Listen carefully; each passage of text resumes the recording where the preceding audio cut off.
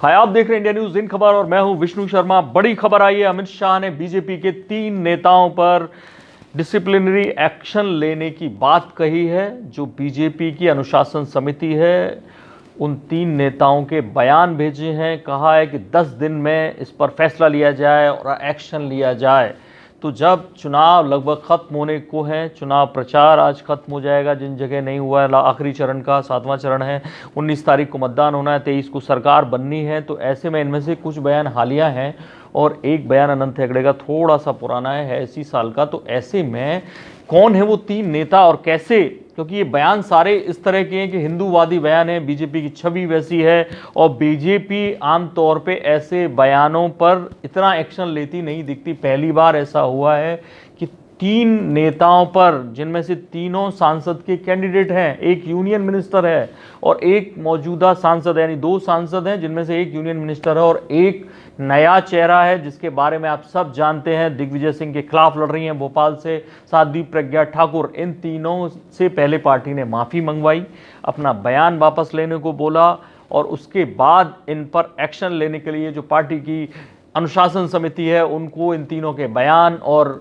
Message भेजे गए हैं। 10 दिन में वो बात होगी कि क्या हुआ है और 10 दिन में ये पार्टी इस पर, इन तीनों पर एक्शन लेगी। तो मैं प्रज्ञा ठाकुर के बारे में आप जानते हैं, मैं दूसरा नाम लूँगा जो पार्टी के सांसद हैं उत्तरी कन्नड़ से, और उनका नाम है अनंत हेगड़े। यूनियन मिनिस्टर हैं, स्किल डेवलपमेंट मिनिस्ट्री से जुड़े हुए हैं अनंत हेगड़े और अपने हिंदूवादी बयानों के लिए पहले से चर्चा में रहे हैं। एक हिंदू वैदिक जागृति मंच के कार्यक्रम में गए थे और उन्होंने वहाँ पर एक बयान दिया कि अगर हिंदू की लड़की को कोई टच करता है तो वो हाथ, कोई भी हाथ टच करता है तो वो हाथ रहेगा नहीं, यानी काट दिया जाएगा।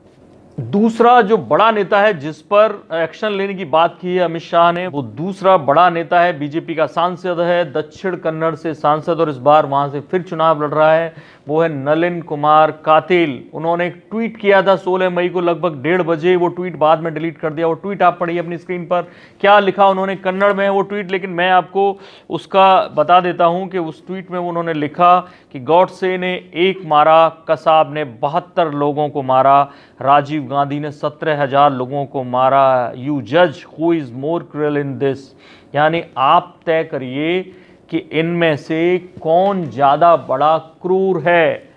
तो साफ जाहिर है ये बात इसलिए की गई क्योंकि प्रज्ञा ठाकुर के नाथूराम गॉडसे के बयान को लेकर, और उससे पहले जो कमल हासन ने बोला, कमल हासन नाथूराम गॉडसे को राजनीति में घसीट कर लाए और चुनावों के दौरान उन्होंने कहा एक रैली में कि कैसे नाथूराम गॉडसे आज़ाद भारत का पहला आतंकवादी था और वो हिंदू था।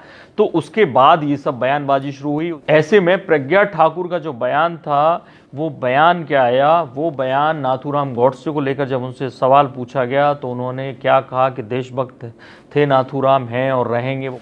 तो अब इन तीनों नेताओं पर पहली बार पार्टी इतनी सख्त हुई है। हालांकि तीनों नेताओं ने अपनी ट्वीट या बयान वापस ले लिया और ट्वीट डिलीट कर दी और उस पर एक तरह से खेद भी जता दिया, लेकिन पार्टी में जिस तरह से उन तीनों नेताओं को लेकर चर्चा हुई है, उन्हें लग रहा है कि इन पर और भी कोई एक्शन होना चाहिए, इसलिए डिसिप्लिनरी कमेटी को ये भेजा गया, जैसा कि पार्टी प्रेसिडेंट अमित शाह ने बताया।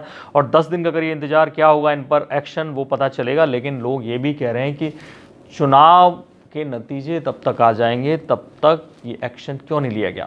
तो इस खबर पर हम बने हुए, लगातार जो भी अपडेट आएगी आपको बताएंगे। आप देखते रहिए इंडिया न्यूज़, सब्सक्राइब करें इन खबर। थैंक यू, नमस्कार। इन खबर चैनल को सब्सक्राइब करें और बेल आइकन दबाना ना भूलें।